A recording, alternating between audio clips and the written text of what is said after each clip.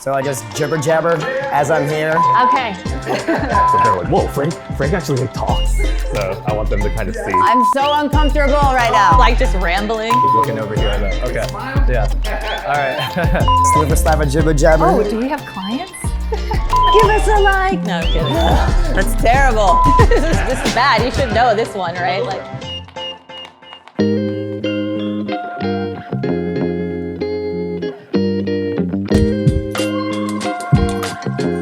My name is Thomas Chung. I'm from Baltimore, Maryland, and I am the owner of the Standard Barbershop. 7th grade, when I was cutting hair at home with my brother, my mom was a single mom, and I didn't want her on her days off after working so hard to take us to the barbershop every 2 to 3 weeks. We got a short haircut, and I didn't know that you had to get your haircut so frequently when you get a short haircut. So instead of bothering my mom, I said, for your next haircut, why don't you just buy us a pair of clippers? So I wouldn't take her time and money every couple weeks. So my brother and I started cutting hair, and I discovered I liked the craft of sculpting. I tried other careers, but I gravitated back to this autonomy, and that's where I am now. My name is Frank Ko, aka Coco Cuts Hair, and I'm a barber at the Standard Barbershop. Growing up in an Asian family, immigrant family, there was already this like predetermined path and pressures for me to kind of go down a more of a white collar job, something that's not so much of a grind and work on my feet. So there was a lot of different checkpoints in my life that I followed. Do well in school, go to college. I figured out later on that those successes didn't really lead to passion and motivation. And I think around 5, 6, 7 years ago, when there was an overall barber boom and then just a mesh of social media interacting with it, I kind of gravitated towards watching those things, and all throughout my life just being involved into my own personal sense of fashion, literally from head to toe. Barbering and finding a decent haircut was always on the forefront of something that I always wanted to like get quality of. And then so once I started to get influenced by the quote unquote barber boom, I just kind of like looked in the mirror and said, I think this is where I want to go. And that's where I kind of like found that correlation of, oh, my work, my professional life can involve happiness and passion. And I've been happy ever since. Hi, I'm Stephanie McLean, and I'm a barber at the Standard Barbershop. Actually was a social worker before this, and it just was not quite working out. I didn't feel like I was able to be myself, and my fiance and I had actually had a conversation, and she asked me what I would want to do, and I didn't really have a plan B, but I told her that I liked cutting my own hair, and so she actually said, well, have you ever thought about cutting other people's hair? And I said, no, but that's a really good idea. And so I figured out financially how I could put myself through barber school, and day one of barber school, I absolutely fell in love with it. My name's Lance. I'm a barber at the Standard Barbershop. I was struggling in life. I found myself in a rehab, and one of my roommates was a barber that had been a barber in New York for 10 years, and he gave me a haircut. We had a little makeshift barbershop at this place, and he gave me a haircut, and it changed my life. It was like fading my hair and like turned me around, and I looked at myself, I was like, wow, this is the best haircut I've ever gotten. And from there, I'm also a little hustler. So there was about 170 guys there, and I just was learning how to cut hair.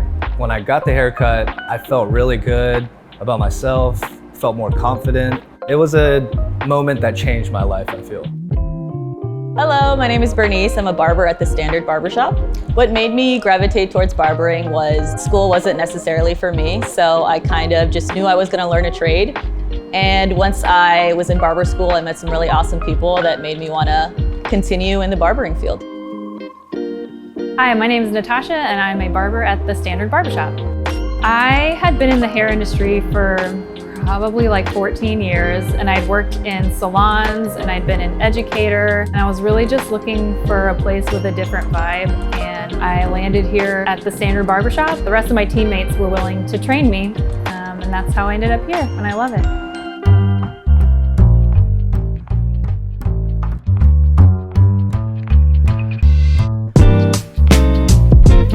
A successful consultation in my chair, I've pretty much ingrained a step-by-step process in my mind. I always ask questions like, well, does this feel heavier? What areas are you not okay with? What areas are you okay with? What issues you're having with your current haircut. And if they're new to me, I like to ask, what did you like about the haircut or past haircuts, and especially what you didn't like? I mean, there's a reason why a new client is coming to your chair, so you want to make them feel comfortable.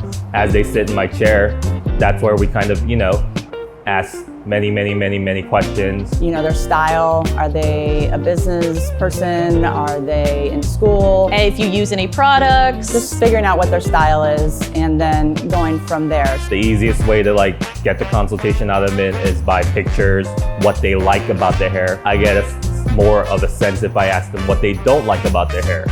What was their previous experiences like in other shops? You have ideas and you have boundaries and limits, and then I'm able to ask specific questions that kind of lead us to a point where we know what everybody wants.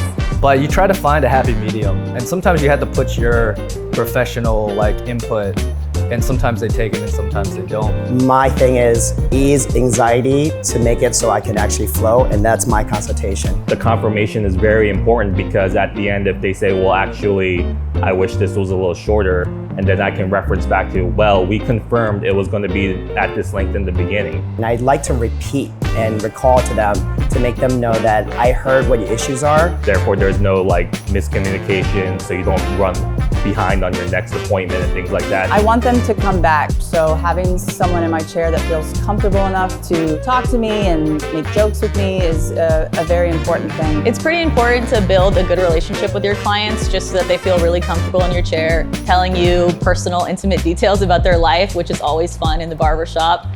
You just build a tighter relationship with your clients that way. That's the whole network of a barbershop, to have this community setting where I take care of them and they take care of me. And when they come here, I want to show that off. And when they come in here, it's a great escape. I really try to bring an affirming experience for people. I get all sorts of different clients. I get older clients, I get younger clients, and I get clients of all different genders. And I just hope that I make everyone feel comfortable and good about themselves when they leave. And then at the end of the day, I just want the client to be happy, but also feel and look their best walking out of here, feeling like they feel most like themselves coming out of my chair. Everyone's been waiting for shops like this, the craft shops that really take the shop to another level.